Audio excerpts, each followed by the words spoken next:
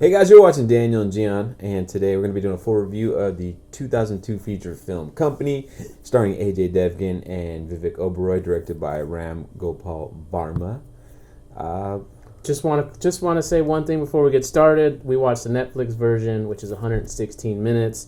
The real theatrical version is 20 minutes longer. For whatever reason, I couldn't find out why Netflix cut it, and they did.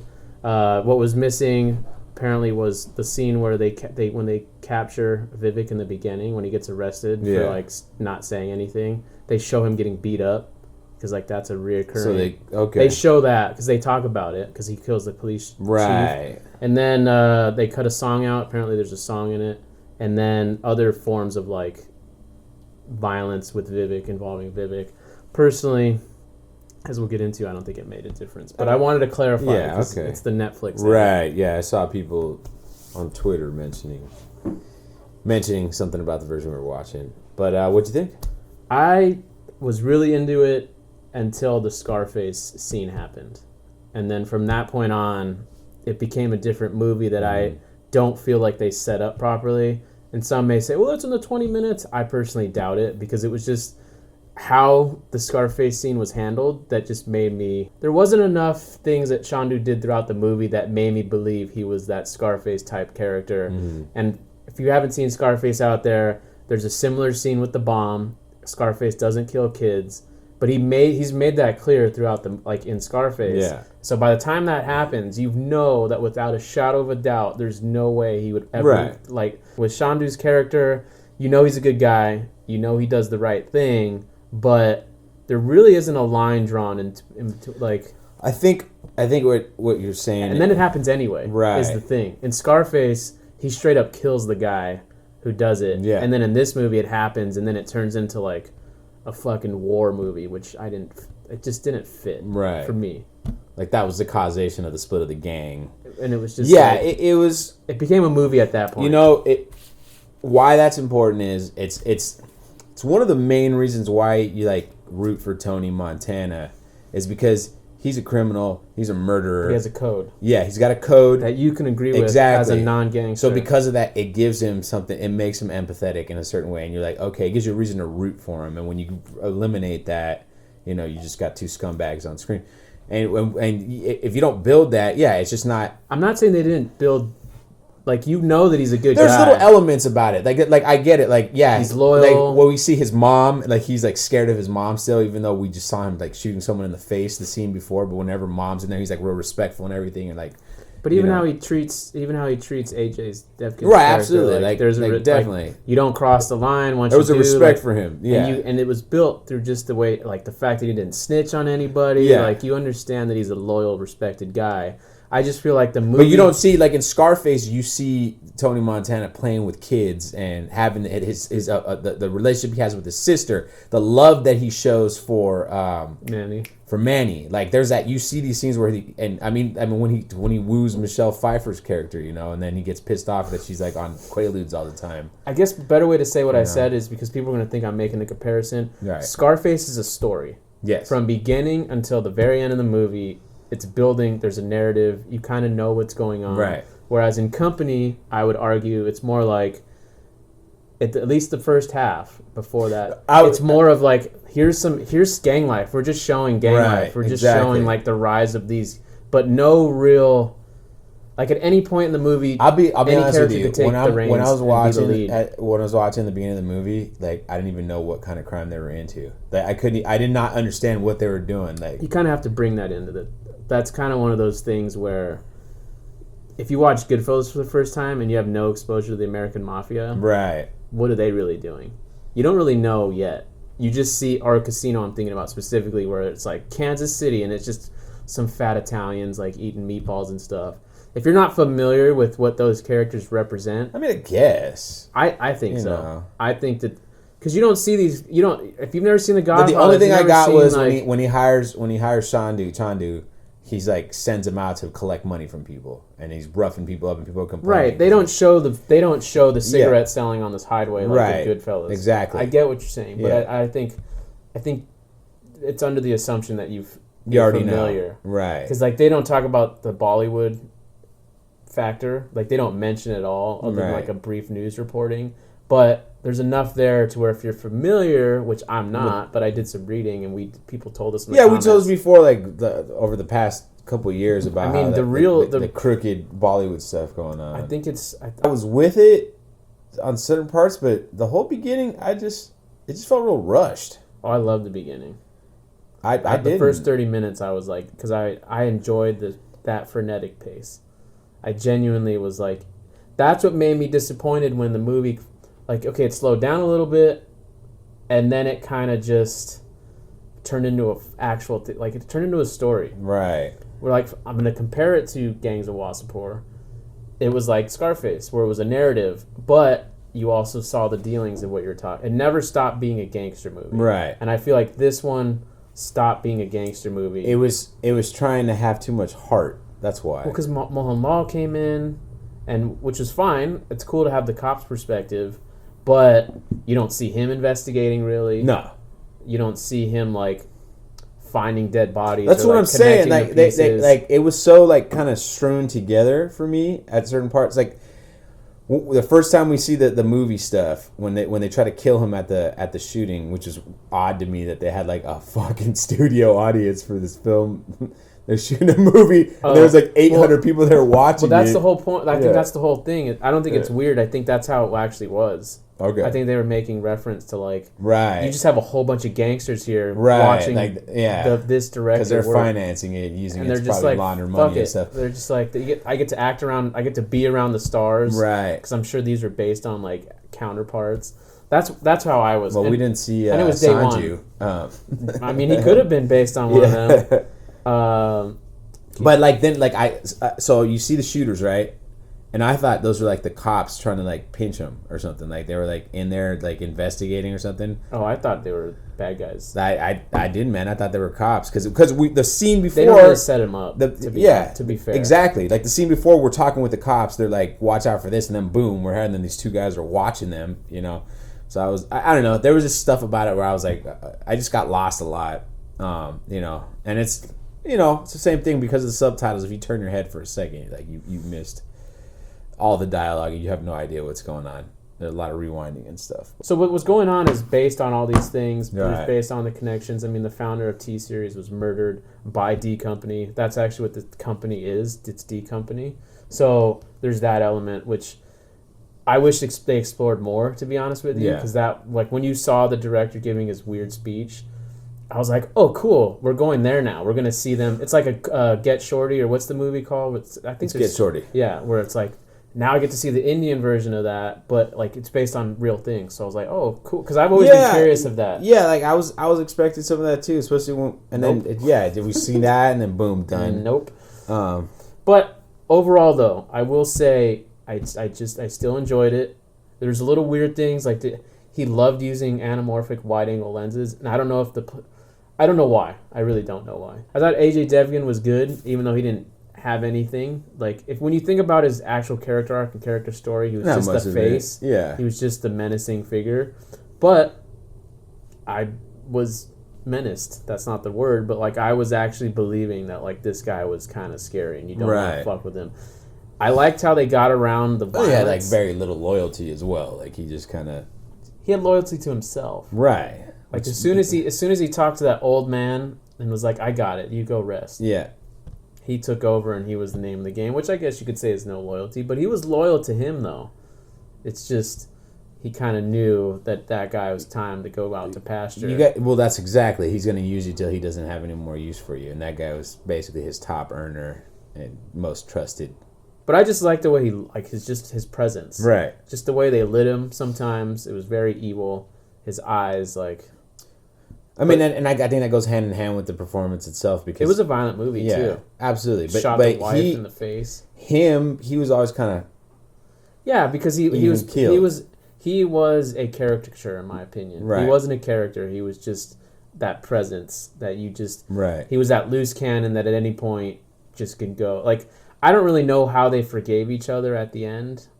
Like, him and Vivek's character. Like, They don't really explain why. Like, I mean, they still killed the end. It's not necessarily a forgiving, but it was just they come to an agreement. But that's still that's still enough Yeah. to like break AJ's whole thing about I don't forgive anybody or blah blah blah. But neither here nor there. Thought Vivek did a good job for what the material was. His arc kind of was all over the place because of the Scarface twist. I don't think he was set up enough for a lot of his actions and stuff. And I think maybe so. You said at the beginning that cutting out some of the stuff didn't matter to you. I feel like maybe it did. At the very least, I would have liked to have seen that first beating because there was like this anger that he had. That wasn't justified? Yeah, we never, like, it was just like he just seemed like he got a hot temper and got mad all the time for no reason. Like, and maybe that was one of them. Maybe I just made it up in my head. Like, I knew he got beat up because he killed the guy. Right. So well, because they mentioned it, but that happened so fast. It was like, he gets arrested. You don't even get enough time to realize that's the same fucking cop. Right, exactly. The last time I had no idea until he said something. Yeah, exactly. So it would have been nice to see that scene, to see why he wanted to kill him. And you know the face, too, for whatever. But we'd have to see the full version. It's not our fault. Right. What are you going to do? Download it illegally? Sound was okay, I thought. The score was dated, but what are you going to do? I don't know. Some of the sound was... I thought the sound was pretty decent for what it was. Okay. Like, I knew that they weren't making this movie for a lot of money. Right. I knew that there's restrictions. It doesn't matter if it's 2002 or not. It's dealing with subject matter where you're not going to get Salman Khan budget, or at that time, SRK budget. I mean, if people knew who the character was based on, I'm sure it would have been hard to get it funded in the first place. You can tell that he just went out and did what he did. And so, like, for me, like, I think it'd be different now in 2019 because you have the computers to go in and do, like, back then it was very rudimentary. Right. Like, it existed, but it was like super basic. You couldn't do it on your laptop. Like, RGV probably edits on his laptop now or some shit. I don't know. Everyone says he's gone crazy, but editing was cool. I like the editing. Again, just for an older piece of cinema, even though it's only like, I guess 17 years is pretty old now at this point.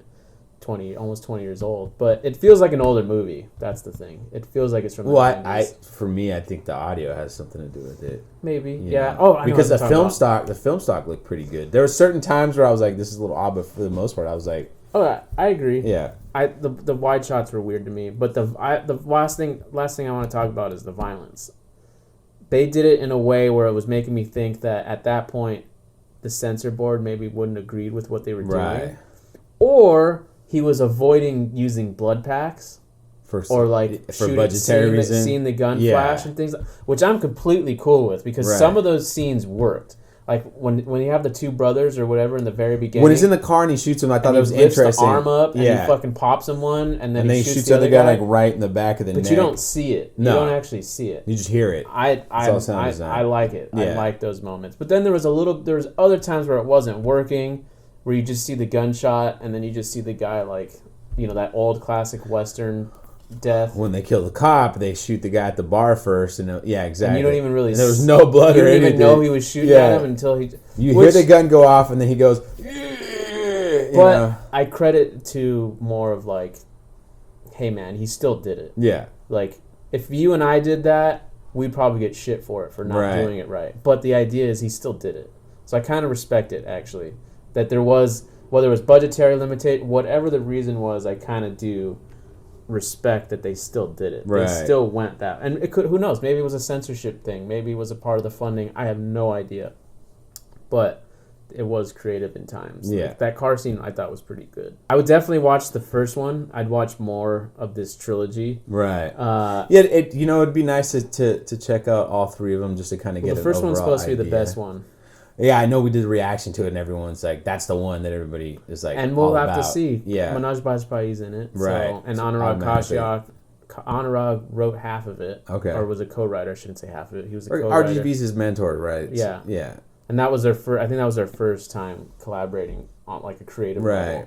So, well, the one thing I want to say is like I definitely see the influence that it had on Gangs of Wasseypur. Like, there's definitely you could see who he learned from a little bit. I think Gangs of Wasseypur took that idea and like obviously made it better, elevated it.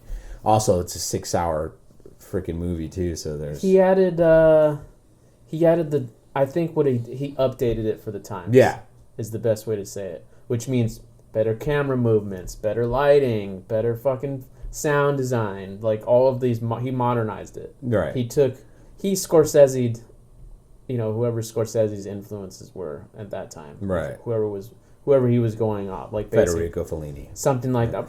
But for reals, because I'm sure I've never actually seen a Fellini movie, but I'm sure Fellini's movies are a little rough compared to like Scorsese's, and I'm sure that there's direct, correlations with that. I mean, I know he's pulled from like Bicycle Thieves and like those films, like that. So, but overall, I enjoyed the movie. I would own this one for sure, just because I liked enough to where if I ever did some sort of foreign gangster movie, it was just certain things I really liked how they were handled. Got it. Like that scene in the car, but also from production design, you can tell like it was just some dude, some fucking guy with the hose just watering the back window. Right. But you could buy it as long as the fucking what's going on in the car is intense enough or whatever, is serious enough. I mean, there always comes down to if you're paying attention to that stuff, then the story itself's not sucked. And of course, you and me are going to pay. Well, I'm only going to speak for myself. I will always notice it. That's the fucking shitty part about going to film school. Like, I'll notice like, oh, it's raining. And then you just, you look, oh, that's not really rain they're doing. But I'm still paying attention. I don't know. It's just maybe my mind's... Well, for me, I would rent this and put it back. Not throwing it in the trash, but it's not something I'd want to really watch again. It's just nothing I've never it's nothing I've never seen before. It's not the best Indian gangster film that I've seen either. I think context matters on this one. I'm not saying you're wrong. I think if you watch this, if you were an Indian watching these movies back then, this one probably would have held more like a little more significance. Weight. Whereas to us, it's like, yeah, we've seen it all before, and it wasn't done like Sholay, where we've seen Sholay before, but Sholay was like its own like special like Indian version of what we grew up with. Right. Even though it's not an Indian version of anything, it's its own thing. This was like, I just like the modern versions better. Yeah. It's like a nice, cool little thing to see where it came from. It also would be nice to see the stuff that came before it as well to make the comparison. It's a good trip down memory lane for memories we've never experienced before. That's the best way to put it. It's another way of putting it, but okay. I mean, it is, because it's like flashback. We're going back in time here. Right. But we never can experience these movies in the time periods that they were set in. And we don't have enough historical knowledge to really understand yet how significant this movie may or may not have been in 2002. Right. You know what I mean? Fair enough. Whereas, like, I don't know what came out in 2002 in America, but let's say it was fucking Speed 2. We kind of know what movies were coming out in 2002, where we can kind of like see where that ranks. It's hilarious that you said that. I can't remember one movie that came out in 2002. I don't even know if it came Fast and the Furious. I don't know what 2001. I don't even know what came out in 2002. I was just Revenge of the Sith. No, Revenge of the Sith was in 2005. So that was Clone Wars actually. Clone Wars came out in 2002. But that goes to my point. Nothing really we can really remember came out in 2002. I'm sure if you looked, you could fucking... Adaptation. Love that movie. About a boy. No, I don't remember that movie. The Ring. The Ring came out in 2002. Don't remember that. 28 days later. 28 days later. Gangs in New York. Okay, I like these movies. About Schmidt. I like these movies. Signs. That movie was overrated. Spider-Man. The Sam Raimi Spider-Man. See, so it was a big year. Okay, so maybe I'm wrong. Minority Report. All right, so I'm definitely wrong. Catch Me If You Can. These are all great movies. Lord of the Rings. 2002 was a great year for Road movies. to Perdition. 8 Mile. I've still never seen 8 Mile. I've seen it. The Born Identity. Punch Drunk Love. Jesus Christ, yeah, everything came out. All right, so it was a good year. So I was wrong. 25th Hour. Panic. 25th Hour is really good. Blade is good too. All right. The Pianist. I love that movie. Okay, I got my point. 1 Hour Photo. This My Big Fat Greek Wedding. I've never seen that movie. The Rookie. The Rookie. Okay, so this actually proves how I'm probably wrong, but also proves my point that we don't have this knowledge. Because I guarantee you, if we typed in best movies, Hindi cinema 2002, we wouldn't know fucking half City the movies. Of God. What's crazy about this whole list is like, goddamn, 2002 was that long ago, and I feel like none of these movies are that old, and they're all fucking old. That old, yeah. And there's not many good movies like that coming out now, and that was only 17 years ago. But yeah, so that just proves that if we looked at 2002 Hindi cinema, we would not know. Yeah. So that means we don't have the context of like, we're getting there, but right, no, for sure. That's why for me, I like. I'll accept that. I'm a little more lenient because I know. Or you're just a lot better at making justifications than I am. I don't agree with that, but that's fine. Totally are. Concessions is like, that's your thing. That's your wheelhouse. But anyways, that's gonna do it for us, guys. Thanks for watching. The movie. Did it come out to that? Yeah. Jesus Christ. That was my childhood. Jackass the movie, guys. Thanks for watching. You know the drill. We'll see you next time.